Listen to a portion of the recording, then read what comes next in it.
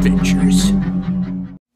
Greetings, all. Chuke here from Chuke's Outdoor Adventures. Well, somebody sent me some emails and I wanted to just bring to your attention some possible problems with chest holsters. Now, I have been a big proponent of the chest holster here in Alaska because in the early 2010s, I started using them specifically with the, this is a Gen 5 with the Gen 4 Glock 20 10mm, and the reason why I did that is because a lot of my friends turned me on to it, and us Alaska guys started using these because this is what guides were using. We were seeing guides use these chest holsters specifically with 10mm, also big bore revolvers, while hiking, fishing, camping, hunting, all of the above. A lot of fishermen especially like this because you got it on your chest and you're wading through rivers, and so it's not getting wet if it was on your hip, because a lot of times we're wading into, you know, water up to here, up to the belt line. One interesting thing I will say is there have been cases of people blowing a hole in their foot or blowing their big toe off because they are charged by bears. They have their Glock 20 in their chest holster and then they fall back firing and their feet flip up and they blow a hole through their foot or blow their toe off. It actually happened to one of my dad's friends. I hope to interview him one of these days, but that's a thing. Anyways, chest holsters, I've had a good number of these. This is a quick lock holster out of Wasilla, Alaska. I've got my XDM 4.5 inch in here, and he actually threw in an extra mag holder for me there. I've been really happy with it. I am going to try on my GS holsters, very similar to like a Kenai Gunfighters. I've had one before. They're very nice. I've got GS holsters, chest holster with the Glock 20, and then I've got a just in case leather holster for my Ruger Toklat. So I'm going to try all three of those on, and we're going to talk about what the concerns are. But first of all, let me just read you the email. So I want to thank Benny, and I will say I do agree with one of the points he makes. Benny says, Chuke, I have some very important info to relay you regarding the safety of chest holsters. Relay to you. I need to upload photos to show you as well as related safety info. I don't want you to be exposed to these issues regarding safety. I love your channel, want you to have many more subscribers.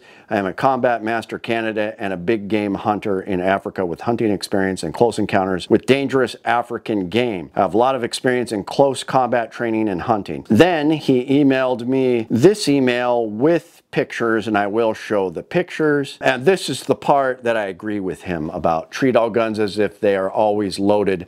Never let the muzzle point at anything that you're not willing to destroy. Now, I have personal bias against appendix in the waistband hunting. Everything I carry nowadays is at 4 o'clock. You see my in the waistband holster. I've got my M&P Shield in 357 SIG, and I carry it in 4 o'clock inside the waistband holster. I've done appendix when I was first starting. I will not do that anymore because you're violating a primary rule of gun safety. You've got the muzzle pointed at your junk. Now, it's usually okay unless you're carrying a SIG P320. Semi-joking there, but I would not do it unless I took the entire rig out of my belt, holstered it, and then put it in. I would not be going like that as you see some people do. That's just me. I don't understand it. You're violating a primary rule, pointing the muzzle at something you don't wish to destroy. So I have to agree with Benny. Going on, he says, keep your finger off the trigger until your sights on target. You have made the decision to shoot. Agree, be aware that of your target, what is behind it. Treat all guns as if they are always loaded. So it goes over the 4 rules. The rules never to point the muzzle at anything dangerous or unsafe. If you look at the pictures and even wear the chest holster the way it is advertised and supposed to be worn, you will constantly muzzle your left forearm. We're going to look at his pictures, but okay, yeah, I could see that. So I am muzzle, flag. I am flagging my left forearm. It's kind of off camera, but as you can see right there, I am flagging my left forearm. So that's fair. I will agree with him there. It's very unsafe and honestly dangerous. If you get startled or suddenly get surprised, like a loud sound behind you, your reflex will be to grab the firearm. As you withdraw it, your finger will immediately go onto the... Okay, so he's saying you get startled, then you grab it, and while you're startled, you might go onto the trigger and shoot your arm. Okay, that makes sense. That is the normal reflex. Puts your left forearm in harm's way. Believe me, it takes a lot of training to keep your finger straight until ready to shoot. I have seen accidents like this even during training. You bet I did. Furthermore, there is no such thing as a safe pistol, meaning that the manufacturer's built-in safeties are not foolproof. Just follow the legal procedures and documented cases against Sig Sauer and Glock of non-intentional discharges. I will agree with that, especially with Sig. I mean, people were giving me flack about some of the videos I did about that. I mean, you look it up, there's a bunch of catastrophic discharges that have gone on. Most of them were in the SIG lawsuits, and then they paid some money and hushed it up. But I agree with that. That is exactly why the safety rules should not be compromised without considerable risk. Now look at the pictures. The Denali picture and my first picture with the Smith & Wesson 10mm Performance Center carried in the front of the chest. You muzzle your left arm all the time. To overcome this problem, I took a commercially available holster used in the pics to a seamstress, and she tilted the holster pocket for the firearm 45 degrees. Now moving the entire holster to your left so the muzzle points to the ground behind your arm. Look at my pics. There's a sweet spot where it points to the ground behind you without interfering with any waist belt or irritating your arm. I wear that position all the time with that construct, and chest band is easy to adjust. Look at the pics where I wear the long slide Smith & Wesson 10mm and the one pic where I wear a small Beretta 40mm. With both these, I could clear my left arm. Remember, when you get startled, your reflex is to close your grip. That's fair. I'll agree with that. Again, easy to have a negligent discharge losing your left arm. By the way, that is why appendix carry is also dangerous, muzzling your femoral artery and femur all the time. I agree with that 100%. The way I carry my firearm in the pics allows you with the same ease to access your firearm all the time. Furthermore, you don't muzzle the person next to you on your left either, since the muzzle is pointing to the ground. If you fall on your left side, the firearm is pointing backwards directly in the ground instead of directly into your left arm. These safety issues should be pointed out to your viewers. I send you this with the best intentions, Benny. So I really appreciate you, Benny. And he did say that there were some accidents that happened here in the US in training. I could not find any cases. I was looking up for documents. There was an accident from an unintentional discharge. Again, it was a P320, and this was, well, maybe not a 320. This was a few years ago. People were saying it was probably a shoulder holster because law enforcement was involved with it. The pistol went off, but it shot the guy behind him, so people were guessing that it was a vertical or horizontal holster shoulder that was like that, and it went off and shot the guy behind him. So I don't know about that, but I am flagging my left forearm now. As he said, let's try my Glock 20 GS holsters chest holster. All right, this one's a little higher. This is like a traditional, I had that other one a little low. This is also a little loose because I usually wear it with my jacket and my fleece. This is safe. And so it's a little loose also. This is for a Gen 4. The Gen 5 is the same footprint, except it's got this extra ambi slide stop on one side, so it's a little tight going in, and I need to have my holsters guy look at that. But okay, same kind of deal. I am currently, stand on my tippy toes here, I am flagging my left arm, straight line, straight flag to my left arm. So that's fair. I'll give him that. You're flagging your left arm.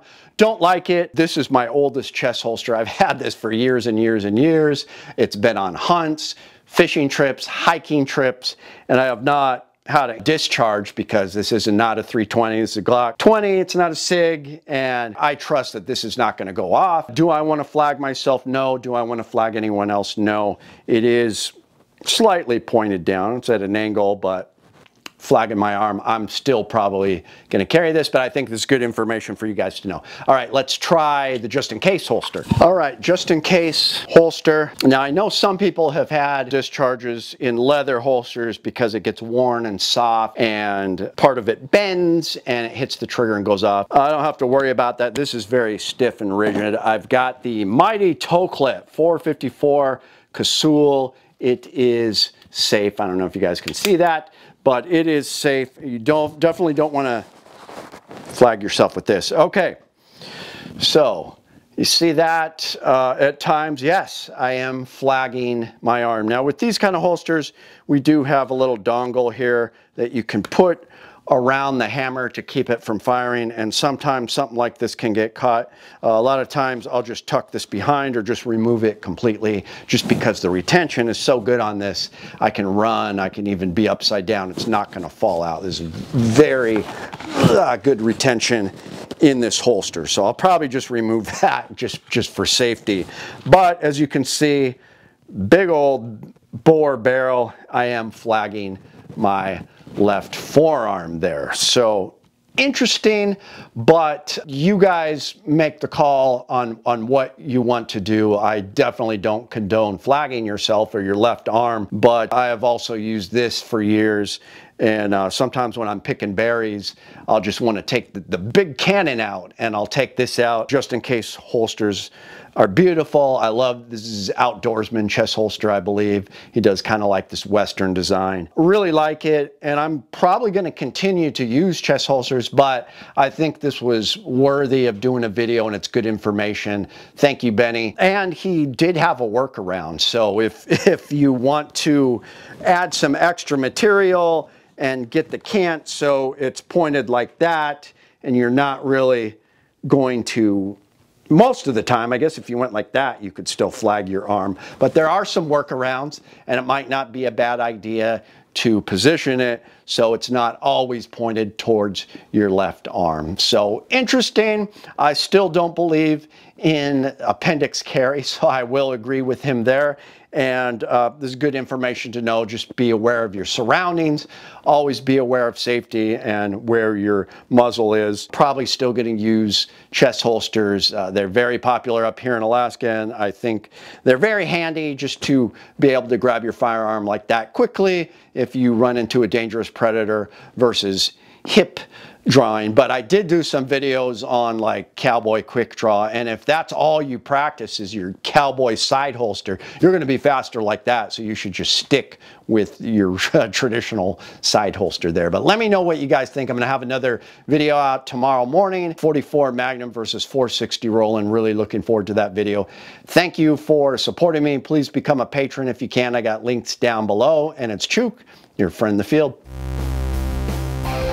My name is Chuke. I like to trade my guns just for fun, but now I have none. Oh no, I get shot by a bear, but I don't care. I got a 10mm. Chuke's Outdoor Adventures. Watch you almost die every time, guaranteed.